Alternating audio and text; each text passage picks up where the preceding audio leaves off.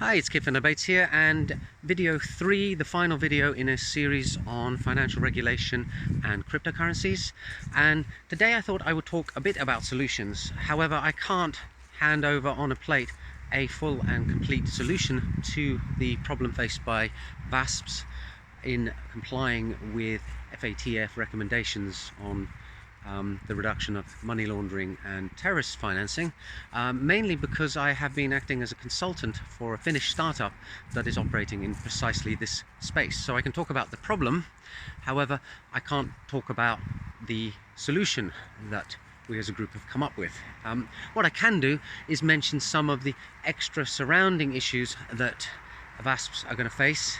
And that is to do with the complexity of cryptocurrency transactions compared to normal transactions. You see, if I transfer some funds from my account with my bank to your account at your bank, it's an atomic transaction. There's just one sender, one receiver, one sum. If you look at a cryptocurrency transaction, things get a lot more complicated. A cryptocurrency transaction could have a requirement that multiple parties sign. There are multiple keys in order to unlock the funds.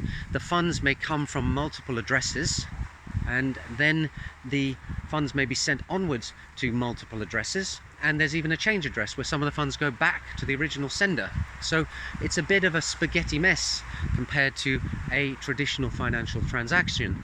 And what's more, you can package hundreds of these kind of sub-transactions into a single Bitcoin transaction. For example, when a mining pool pays out coins to all its miners, you can see transactions which have tens or hundreds of sub-transactions within them, and yet they all actually form part of the same transaction.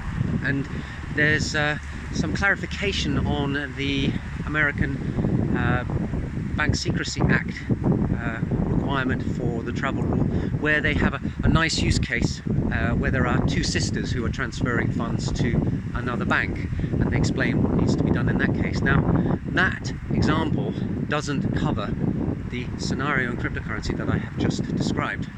And the second thing with cryptocurrencies is that there's a chain of inputs and outputs through each transaction to each address. So you can move the coins that you hold around very, very rapidly, split them up, recombine them, it's called mixing, and then end up in what looks like a nice, clean, clear address, and then make your transaction to a different VASP or financial institution.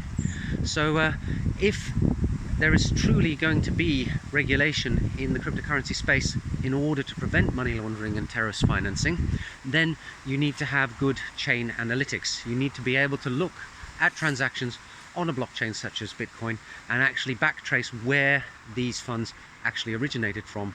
And you're going to need a database that flags which addresses are suspect, so that institutions can reject certain transactions and raise suspicion with the financial authorities that something shady may be going on.